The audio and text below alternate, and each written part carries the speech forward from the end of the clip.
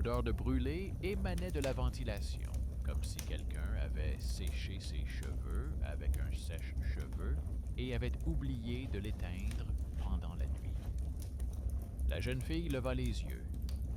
La lampe dans le couloir clignota une fois, puis une deuxième, avant de s'éteindre. Seul le faible rayon lumineux de son téléphone subsistait. À ce moment-là, un léger bruit se fit entendre derrière le mur, exactement comme le bruit de sa propre respiration. Elle roulait sur l'autoroute depuis déjà 5 heures et avait choisi cet hôtel non pas parce qu'il était bien, mais parce que c'était le premier à afficher « chambre disponible ». Un bâtiment d'un étage au bord de la route, des fenêtres en plastique, une réception derrière une vitre, un réceptionniste fatigué vêtu d'un pull gris. Elle demanda une chambre pour une nuit, juste pour passer la nuit et repartir le lendemain matin. Elle avait une valise, un ordinateur portable et une pile de papier dans une enveloppe. Les documents pour son nouveau travail. Le déménagement était spontané, presque forcé. Elle quittait la ville où tout lui rappelait son échec. Ici, personne ne connaissait son nom, et cela semblait presque être un soulagement. La chambre se trouvait au bout d'un long couloir. La chambre 86. Les chiffres étaient collés de manière inégale. Le dernier se décollait légèrement. À l'intérieur, la grisaille habituelle. Un lit étroit, une armoire, un miroir, un rideau, l'odeur des produits d'entretien. Sur la table de chevet, un dossier contenant les règles, mais les pages commençaient, pour une raison inconnue, à la deuxième.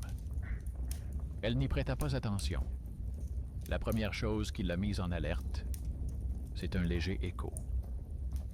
Lorsqu'elle a posé son sac sur le lit, quelque chose a frappé sourdement derrière le mur, comme si une autre valise avait heurté le même endroit. Quand elle est allée se laver, de l'eau a claqué dans le lavabo de la salle de bain et un étrange écho s'est fait entendre dans le tuyau, comme si quelqu'un avait répété le même mouvement dans la pièce voisine. Mais il n'y avait pas de voisin. À travers les murs fins, on entendait généralement les téléviseurs et les pas. Mais ici, il n'y avait que le reflet de ses propres actions. Elle a décidé qu'elle était fatiguée. Elle ferma son ordinateur portable, éteignit la lumière et se coucha. Avant de s'endormir, elle se souvint avoir aperçu dans le couloir une femme de ménage, une vieille dame avec un seau et un chiffon. Celle-ci avait dit quelque chose comme « Cette extrémité n'est pas répertoriée », mais ces mots avaient été couverts par le sifflement de l'aspirateur. La jeune fille n'avait alors pas compris le sens de ces mots. Elle se réveilla à cause du froid. Le matin était gris, terne, et la porte ne s'ouvrait pas pour une raison quelconque. La carte bipait, mais la serrure ne cliquetait pas. Elle pensa d'abord qu'elle était coincée. Elle essaya plus fort, mais rien. Elle essaya alors d'appeler la réception, mais elle n'avait pas de réseau. Le téléphone indiquait 0 signal.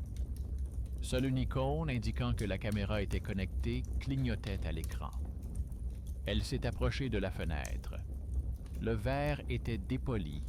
On ne voyait rien, comme s'il y avait du béton derrière. Elle a essayé de tirer le rideau, mais le tissu s'est accroché à un clou sur lequel quelque chose d'autre était apparemment accroché auparavant. Sur le rebord de la fenêtre se trouvait une vieille carte de visite. le nom de l'administrateur et son numéro de téléphone. Lorsqu'elle l'a composé, elle a entendu une tonalité. Derrière le mur. Elle colla alors son oreille contre le mur et entendit quelqu'un debout en face d'elle. Cette personne respirait au même rythme qu'elle. Elle fit un pas, et la personne fit un pas aussi. Elle toucha le mur, et celui-ci répondit par un léger grincement. Elle aurait pu mettre tout cela sur le compte de ses nerfs s'il n'y avait pas eu cette légère odeur de parfum, exactement le même que celui qu'elle utilisait elle-même. Elle essaya de se calmer et de réfléchir logiquement. Peut-être s'agissait-il d'une chambre double. Peut-être s'était-on trompé dans le plan. Elle prit la feuille avec les règles dans le dossier et remarqua en petits caractères en bas. Lors de votre arrivée, veuillez vérifier le planning de ménage. Les numéros étaient indiqués à côté, mais le 86 n'y figurait pas. La liste s'arrêtait au 85, puis venait le 87. Elle s'assit sur le lit, ouvrit son ordinateur portable et décida d'écrire un message à l'hôtel. Mais la connexion ne fonctionnait pas. Elle ouvrit alors ses notes et nota tout ce dont elle se souvenait. L'odeur, l'écho, le miroir, le numéro étrange. Dans le reflet, elle crut voir quelqu'un derrière elle pendant une seconde. Mais lorsqu'elle se retourna, il n'y avait personne. Pour se changer les idées, elle a décidé de mettre de l'ordre. Elle a plié ses vêtements, essuyé le miroir, redressé le couvre-lit. Quelque chose a brillé sous le lit. Un petit jeton, semblable à une clé d'hôtel, mais avec le numéro 86 gravé et un nom effacé. Au dos, il y avait une trace de colle, comme si le jeton avait été collé à une porte. On frappa doucement à la porte. Elle sursauta, demanda qui était là, mais bien sûr, personne ne répondit. On frappa à nouveau, un peu plus fort, puis un petit bruit se fit entendre, comme si quelqu'un avait gratté du métal avec un ongle. Elle s'approcha, regarda par le judas. Il faisait noir. Pensant qu'il s'agissait peut-être de la femme de ménage, elle se dirigea vers le miroir pour se recoiffer. Et elle vit dans le reflet du miroir une autre valise posée sur le lit. Elle cligna des yeux. La valise était au même endroit, mais le couvercle était légèrement entrouvert. Elle se souvenait très bien l'avoir fermé à clé. Elle s'approcha, vérifia. Tout était en place, mais l'odeur d'un parfum étranger était devenue plus forte. Elle s'assit sur une chaise et essaya de se rappeler quand exactement elle avait pris sa chambre. À la réception, on ne lui avait pas donné de reçu, on lui avait simplement fait signe de la main en lui disant que tout était déjà payé. Elle avait pensé que sa réservation avait peut-être été confondue avec celle de quelqu'un d'autre. Mais maintenant, cela ne semblait plus être un hasard, mais un stratagème. Elle ouvrit à nouveau le dossier. Entre les pages se trouvait un bout de papier arraché d'un ancien registre. Il y était écrit à la main « Le 6e, ne pas divulguer ». Pas de nom, pas de signature, seulement la date, 3 ans auparavant. La peur devint concrète, non pas mystique, mais pratique. Si le numéro n'était vraiment pas répertorié, cela signifiait qu'il n'était ni vérifié, ni supprimé, ni pris en compte. Cela signifie qu'on peut y installer n'importe qui et personne ne le saura. Elle se dirigea vers la porte et commença à la frapper du pied, mais la serrure ne cédait pas. Elle se tourna alors vers le miroir et vit pour la première fois que le reflet avait un demi-seconde de retard. La jeune fille se figea. Elle fit un pas en arrière et son reflet fit de même, mais un peu plus lentement, comme s'il vivait à son propre rythme. C'est alors qu'elle remarqua que son reflet avait une tache sur la manche qu'elle n'avait pas. Elle se souvint que lors de son arrivée, le réceptionniste n'avait vérifié ni son passeport ni sa réservation, se contentant de lui tendre une carte clé et de lui dire que la chambre était calme, sans voisin. À ce moment-là, cela lui avait semblé être une marque de politesse. Maintenant, elle y voyait une intention délibérée. Elle a réessayé d'appeler, cette fois-ci avec un appel vidéo. Le visage de l'administrateur est apparu à l'écran, mais la vidéo s'est instantanément interrompue et l'image s'est figée. La réception derrière laquelle il se tenait, et à côté, une femme avec une valise identique à la sienne. La jeune fille eut l'impression que la pièce était devenue plus petite. L'air s'épaississait. Un léger cliquetis, comme des pas, provenait du plafond. Elle se souvint des paroles de la femme de ménage. Cette extrémité n'est pas répertoriée, et comprit qu'il ne s'agissait pas du couloir, mais de cette partie du bâtiment.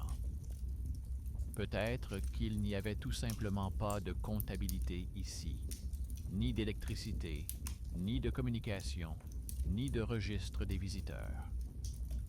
Elle regarda le miroir. Son reflet était maintenant assis sur le lit. Même posture, même vêtements, mais le regard droit dans les yeux. Autour du cou, une fine chaîne avec un pendentif, identique à celui qu'elle avait perdu une semaine auparavant dans son ancien appartement. Ses mains se mirent à trembler. Elle fit un pas vers le miroir, et le reflet ne bougea pas. À un moment donné, il lui sembla que le reflet souriait, à peine perceptiblement, comme s'il attendait. Elle s'éloigna, s'assit par terre et essaya de se rappeler où elle avait déjà vu cet hôtel. Et soudain, elle se souvint. Dans les annonces de location, sous la publication « Chambre pour une personne », l'adresse était la même. Seulement, il y avait une photo d'une autre fille qui lui ressemblait, mais avec un autre nom de famille. Les commentaires sous la publication avaient disparu le lendemain. Elle s'approcha à nouveau du miroir et passa doucement ses doigts sur la surface. Le verre froid trembla. Dans le reflet, la main resta immobile, mais pas la sienne. À ce moment-là, elle entendit quelqu'un déplacer une chaise derrière le mur.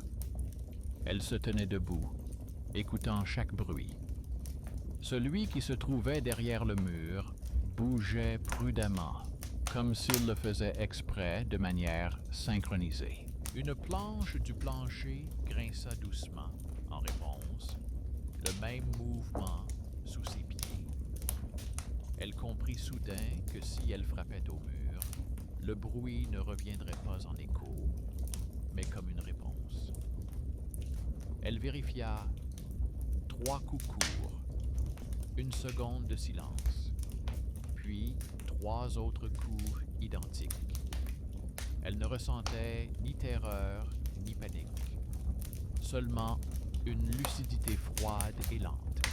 Elle prit le jeton, le mit dans sa poche et sortit de sa valise un tournevis qui lui restait de son dernier travail. Sur le panneau de la porte, là où se trouvait la serrure, les vis n'étaient pas recouverte de peinture. Elle a essayé d'en dévisser une. Le métal a bougé et quelque chose qui ressemblait à un câble fin a brillé dans la fente. Un bourdonnement à peine audible provenait de l'intérieur, comme si la pièce avait sa propre alimentation électrique. Pendant qu'elle travaillait, le grincement derrière le mur s'intensifiait. Quelqu'un déplaçait les meubles. Ou plutôt, c'était elle, mais pas elle. Chacune de ses inspirations résonnait là-bas. Elle éteignit la lumière et remarqua immédiatement que le miroir brillait moins fort qu'il n'aurait dû. Une bande de lumière filtrait sous le cadre, comme s'il y avait une autre pièce derrière le verre. Elle se souvint qu'un plan d'évacuation était affiché à la réception. Et si elle se souvenait bien, le couloir se terminait au numéro 85. Après, il y avait la sortie. Et après la sortie, le local technique. Autrement dit, sa chambre ne devait pas exister physiquement. Elle s'approcha de la prise, retira le chargeur et remarqua que la prise dégageait de la chaleur, comme si derrière le mur, il n'y avait pas un fil électrique, mais quelque chose de vivant. Elle décida alors d'enregistrer tout cela avec la caméra de son ordinateur portable. Elle activa l'enregistrement et commença à parler calmement, sans paniquer, afin de laisser des traces. Elle décrivit la chambre, le miroir, l'absence de réseau, l'odeur étrange, le jeton, les paroles de la femme de ménage.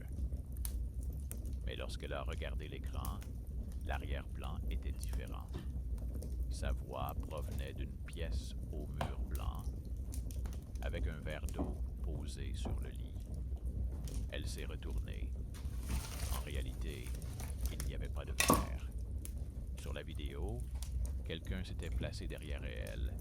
Elle a éteint l'enregistrement, mais l'image est restée figée à l'écran. Le visage derrière elle n'était pas entièrement visible. Seulement une épaule et le bord d'une valise. La même que la sienne. Ses doigts tremblaient, mais elle comprit qu'elle devait s'échapper. À tout prix. Elle décida d'essayer la fenêtre. La vitre ne cédait pas. Elle fendit alors le joint avec un couteau provenant d'un set de petit déjeuner et un morceau du panneau se détacha, ouvrant un étroit interstice entre les murs. Il y avait là un couloir étroit, comme entre deux murs. Au fond, on apercevait des fils, des marques à la craie et une vieille plaque avec l'inscription « Accès réservé au personnel ». Elle se glissa dans l'ouverture et sentit l'air vicié. Ses pas résonnaient sourdement sur le sol en béton. Le long du mur se trouvaient de vieilles portes sans poignées, toutes identiques. L'une portait le numéro 85, l'autre le numéro 87. Entre elles, il y avait un espace vide où il y en avait probablement eu une autre autrefois. À ce moment-là, elle entendit un claquement derrière elle. La porte de sa chambre venait de se fermer. La lumière de son ordinateur portable resta à l'intérieur. Dans l'obscurité, elle entendit une respiration légère, mais ce n'était pas la sienne. Elle tâtonna le long du mur, se dirigea vers la lumière. Une lampe vacillante clignotait au bout du couloir. Derrière elle, un escalier métallique descendait. Elle descendit en comptant les marches pour ne pas se perdre. En bas, il y avait un hall étroit qui ressemblait à une cave. Sur les murs, des listes de corps de travail étaient soigneusement punaisées. Elle s'approcha. Sur la liste des dates, la dernière inscription disait « Nettoyage, 86e, annulé. Signé A.L. » Son regard s'arrêta sur les initiales. Elles correspondaient aux premières lettres de son prénom et de son nom. Elle comprit alors que le miroir ne reflétait ni le passé ni l'autre, mais la précédente occupante, celle qui avait les mêmes initiales. Peut-être à cause d'une erreur de réservation, peut-être parce que le système de l'hôtel n'avait tout simplement pas effacé les anciennes données. La chambre était une sorte d'entrepôt d'archives, non pas électronique, mais humaine. Elle a ouvert l'armoire contre le mur. À l'intérieur se trouvaient des dossiers contenant des registres d'enregistrement. Et en effet, le numéro 86 apparaissait 3 fois à différentes années, mais toutes les entrées étaient rayées. La dernière n'avait pas de date. Dans la colonne « Paiement », il était indiqué « En espèces ». Dans la colonne « État de la chambre », il était indiqué « Ne pas nettoyer ». Un bruit sourd retentit dans un coin de la cave, comme si un objet métallique était tombé. Elle tourna la tête et vit rouler sur le sol un jeton identique au sien, mais avec un autre numéro, 86, barré au couteau. Elle le ramassa et aperçut à côté un vieux téléphone à cadran. Il était recouvert d'une couche de poussière, mais le voyant clignotait. Elle décrocha le combiné. Silence. Puis un léger bruissement et une voix. La sienne. La voix prononçait la phrase qu'elle venait d'enregistrer sur la vidéo. Elle se figea, serrant le combiné, jusqu'à ce qu'un léger cliquetis se fasse entendre dans le haut-parleur. 3 courts, 3 longs, 3 courtes. Ce son n'était pas aléatoire, c'était l'alphabet morse. SOS. Elle comprit que ce n'était pas elle, mais quelqu'un avant elle qui avait essayé de la contacter. Ah, et que le signal se répétait en boucle depuis tout ce temps, coincé dans le vieux câblage. C'était peut-être pour cela que les prises chauffaient. La jeune fille raccrocha le téléphone, et à ce moment-là, la porte du sous-sol s'ouvrit doucement. L'administrateur se tenait sur le seuil. Il avait l'air fatigué, mais calme. Il lui demanda si elle était perdue. Il lui dit que la sortie se trouvait de l'autre côté, et il lui proposa de remonter pour tout régler. Sa voix était calme, comme celle d'une personne qui sait qu'elle maîtrise la situation. Elle l'a suivi, mais a remarqué qu'il tenait dans ses mains la clé numéro 85, pas 86. Elle lui a alors demandé quel numéro il lui avait donné lors de son enregistrement. Il a répondu 85. Elle s'est arrêtée. Elle a dit que le numéro 86 était affiché sur la porte. Il a froncé les sourcils et a déclaré qu'il n'y avait pas de chambre portant ce numéro et qu'il n'y en avait jamais eu. C'est alors qu'elle sortit son badge. L'administrateur le prit, le regarda longuement, puis le posa sur la table et dit qu'on n'en fabriquait plus de tels. Et il ajouta, comme pour se justifier, Le bâtiment est vieux. Il arrive parfois qu'il y ait des répétitions. Il lui a proposé d'appeler un taxi. Elle a accepté, juste pour pouvoir sortir.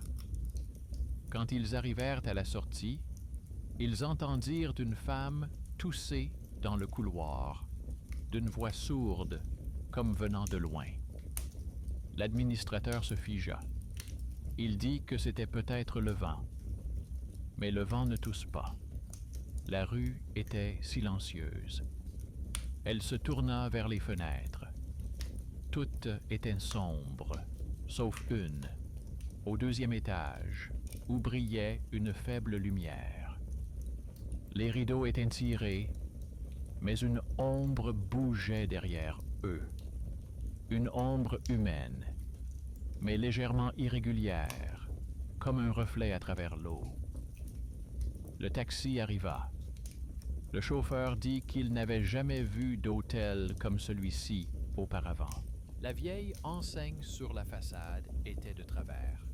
Les lettres étaient effacées, et le nom se lisait désormais comme un ensemble de fragments. Elle partit sans se retourner. Mais lorsqu'elle ouvrit sa valise dans la nouvelle ville, elle trouva au fond un autre jeton, propre, sans numéro, comme s'il l'attendait. Dans la nouvelle ville, elle loua une petite chambre dans une maison privée. Des murs blancs, un sol en bois, une odeur de peinture fraîche. Rien à voir avec ce motel. Elle essaya de ne pas penser à ce qui s'était passé. Elle trouva un emploi, jeta ses vêtements de voyage et acheta un nouveau téléphone. Mais le sentiment que quelque chose la suivait ne la quittait pas. La nuit, elle entendait de légers coups dans le mur, comme si quelqu'un cherchait à suivre le rythme de sa respiration.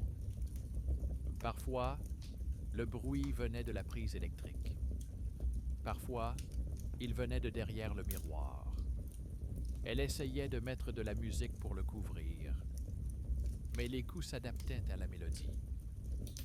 Quelques jours après son emménagement, elle reçut une lettre sans expéditeur. À l'intérieur se trouvait une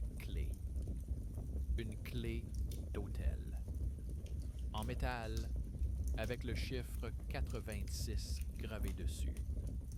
Elle n'avait parlé à personne de son numéro de chambre. Elle avait seulement tout noté dans cette vidéo, qui avait ensuite disparu de son ordinateur portable. Au début, elle a pensé que quelqu'un avait trouvé ses affaires et avait décidé de les lui rendre. Mais une étiquette avec sa nouvelle adresse était collée sur l'anneau de la clé. Cela signifiait que quelqu'un savait déjà où elle habitait. Elle a apporté la lettre au bureau de poste. L'employé a dit que l'enveloppe n'avait pas de timbre, comme si elle avait été déposée à la main dans la boîte aux lettres. La jeune fille a alors décidé de vérifier l'enregistrement de la caméra de surveillance installée au-dessus de l'entrée. Un voisin, ancien technicien, l'a aidé à récupérer les archives. On voit sur les images un homme vêtu d'un manteau sombre s'approcher de la porte pendant la nuit. Rester longtemps immobile, puis disparaître du champ sans avoir fait un pas. La caméra n'était pas éteinte, mais à l'instant où il aurait dû partir, l'image a tremblé, puis plus rien.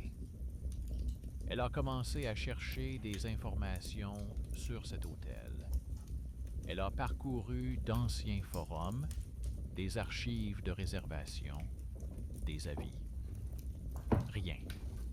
Mais sur un site touristique, une adresse similaire était mentionnée, sous un autre nom, avec une photo où l'on voyait en arrière-plan une porte avec le numéro 86 et, sous la légende, fermée après l'incident. Sans plus de détails. Elle a écrit au propriétaire de la page. La réponse est arrivée le lendemain. Elle était brève. Si vous avez trouvé la clé, ne revenez pas. Ce n'est pas un numéro, c'est un enregistrement.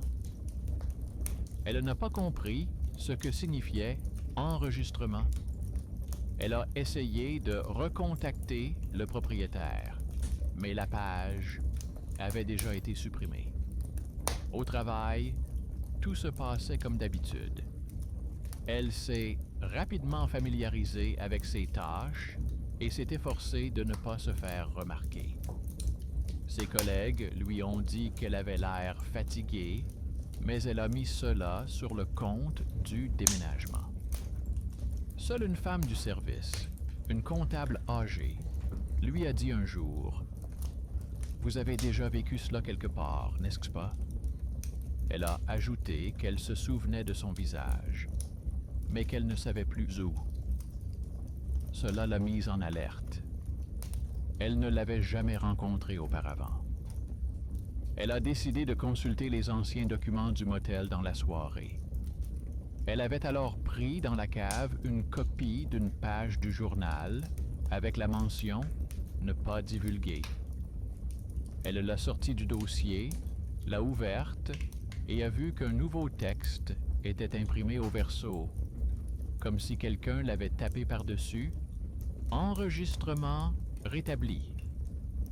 Signé A.L., ses initiales. À partir de ce moment, des détails ont commencé à apparaître qui lui rappelaient cette chambre. Dans la salle de bain, l'eau coulait avec le même bruit qu'à l'époque. La lumière clignotait au même rythme. Dans le miroir, pendant un instant se reflétait le vieux carrelage qui n'avait jamais existé dans son appartement. Une nuit, on sonna à la porte. Elle ouvrit le Judas. Personne. Mais une carte de visite était posée sur le paillasson. La même que celle qui se trouvait sur le rebord de la fenêtre du motel, avec le numéro de téléphone du réceptionniste. Elle ne téléphona pas, elle la déchira simplement et la jeta. Le lendemain, la voisine du dessous s'est plainte du bruit, comme si quelqu'un marchait dans son appartement pendant la nuit.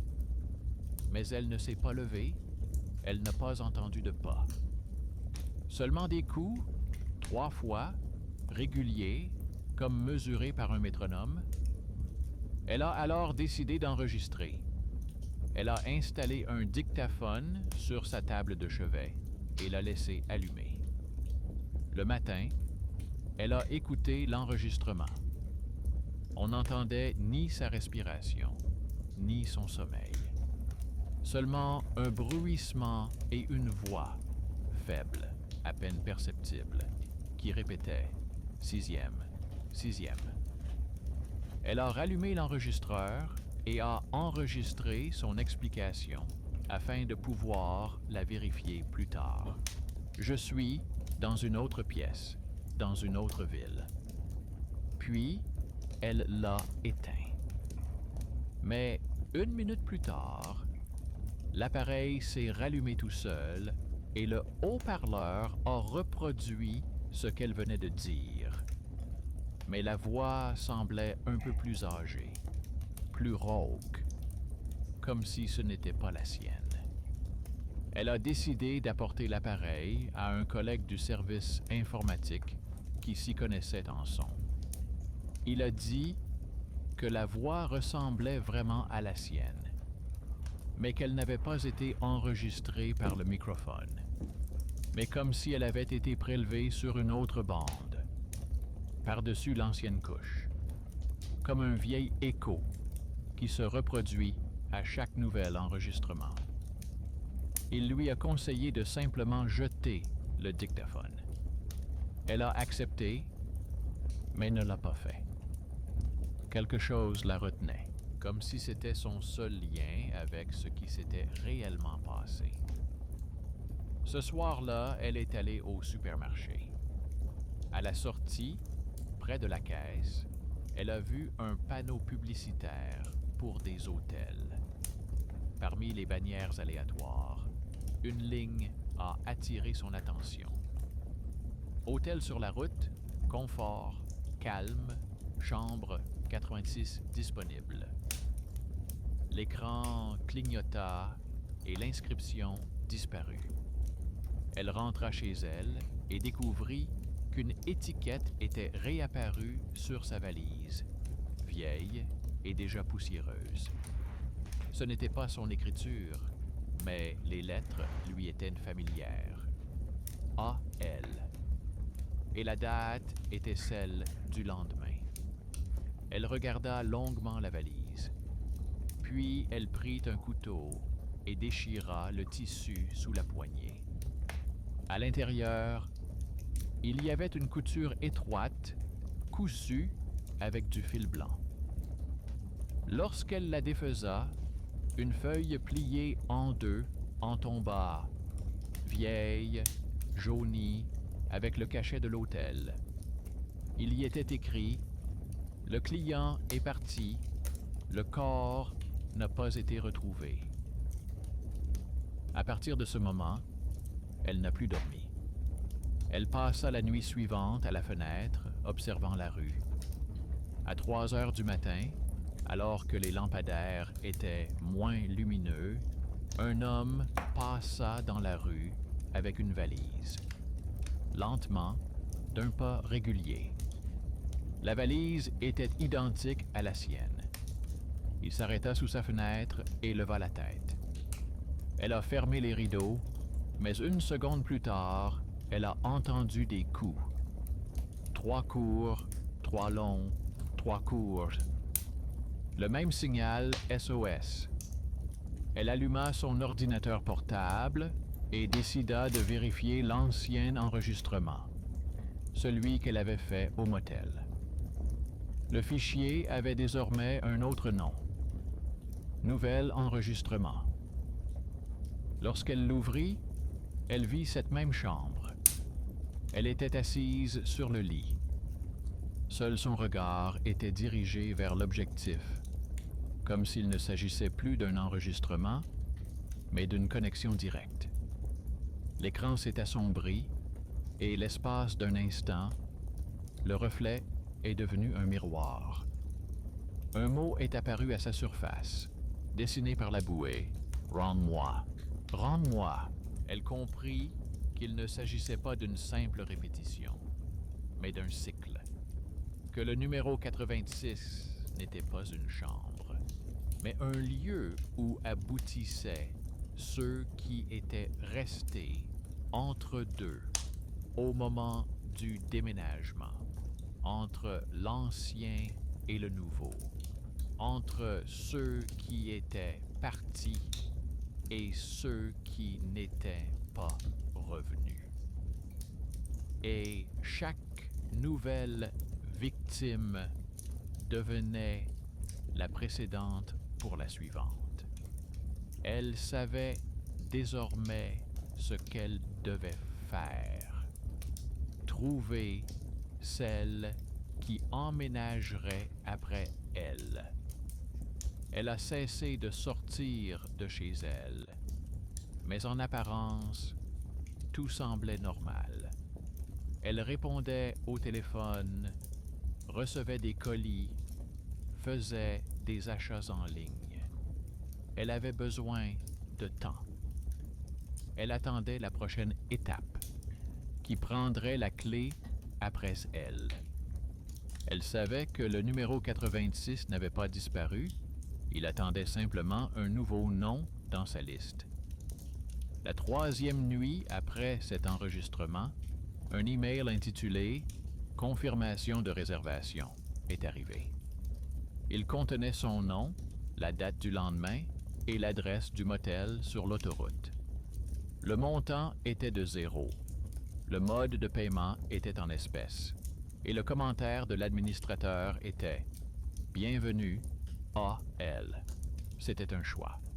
Supprimer le courriel ou y aller. Elle comprenait que si elle ne partait pas, le numéro la retrouverait de toute façon.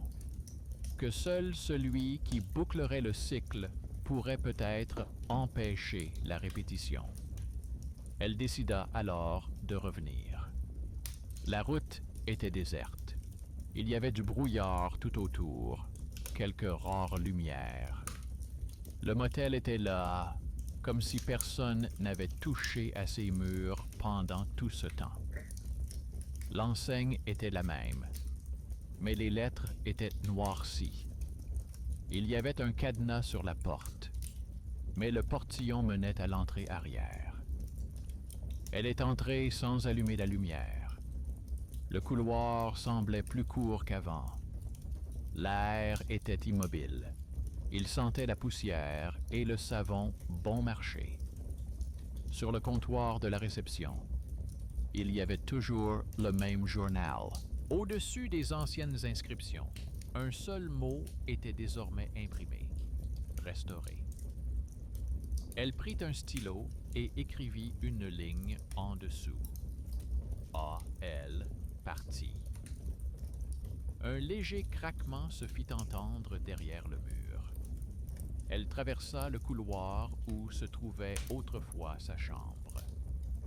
Il n'y avait plus de plaque, seulement une trace de colle et un rectangle de peinture légèrement plus clair. Elle posa sa main dessus et sentit un frisson lui parcourir la peau, comme si la porte était toujours là, sous la couche de peinture.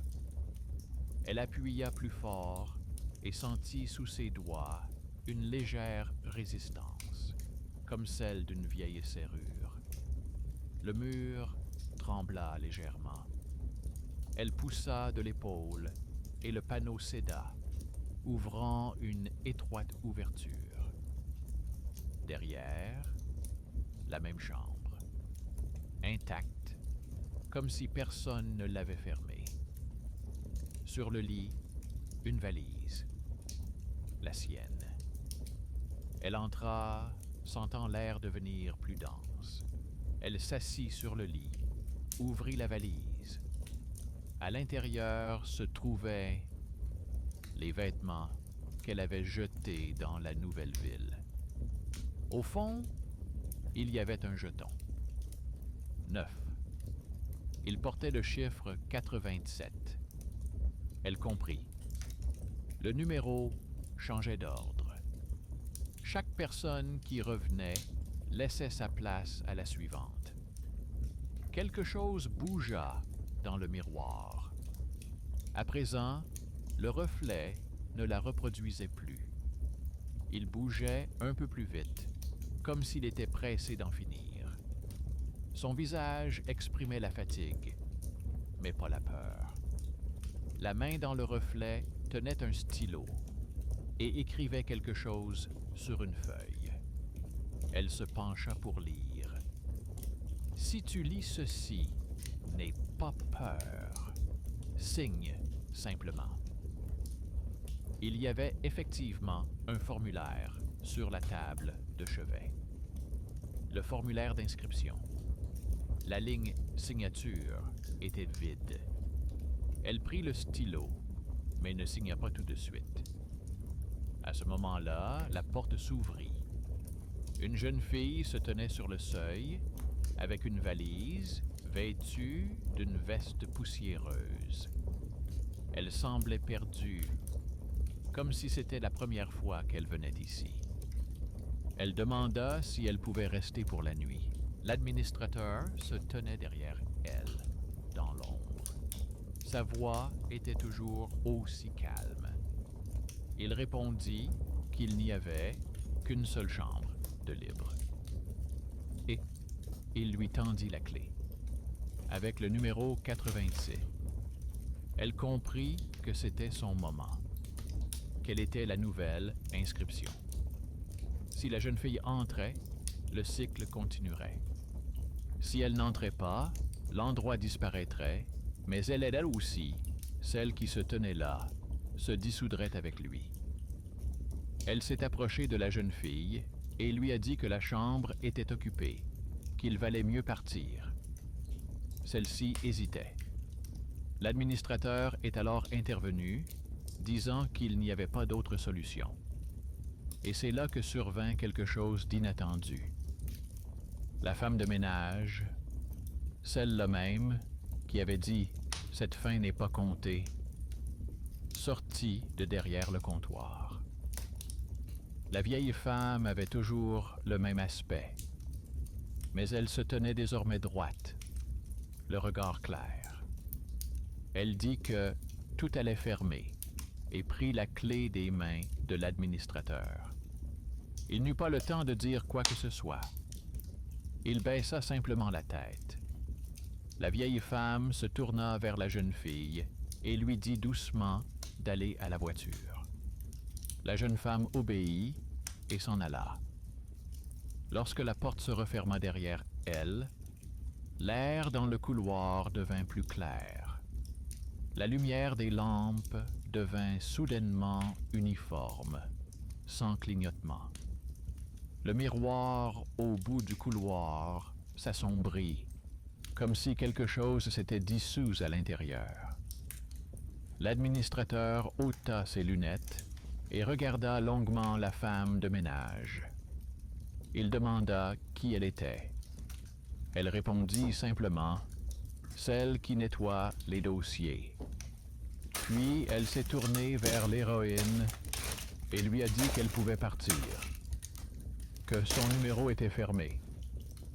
Elle a regardé le jeton. Les chiffres avaient disparu. Le métal était lisse, sans aucune trace.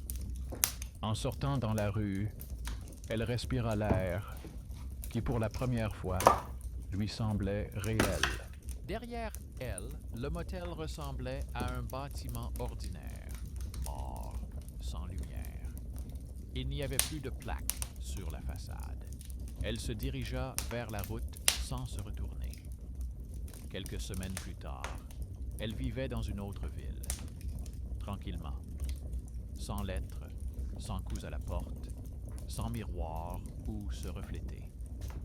Mais un jour, en rangeant des documents dans son bureau, elle trouva un dossier dont elle ne se souvenait pas. À l'intérieur, une feuille blanche et une ligne en bas. Numéro 87. Ne pas divulguer.